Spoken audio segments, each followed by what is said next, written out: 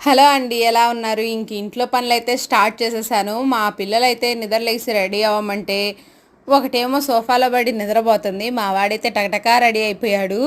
ఈరోజు ఇంట్లో బ్రేక్‌ఫాస్ట్ ఏం లేదండి. అందుకని చెప్పేసి కొంచెం గోధుమ పిండిలో బొంబాయి రవ్వ కూడా కలిపేసి, కొంచెం జీలకర్ర, ఉప్పు వేసి ఈ విధంగా అట్లయితే వేశాను. బొంబాయి రవ్వ వేయడం వల్ల కొంచెం క్రిస్పీగా వస్తాయని చెప్పేసి బొంబాయి రవ్వ అయితే వేశాను. దాంట్లోకి చట్నీ చేసే ఓపిక లేక నెయ్యి, పప్పుల పొడి అయితే వేసి పెట్టి పంపిస్తున్నాను.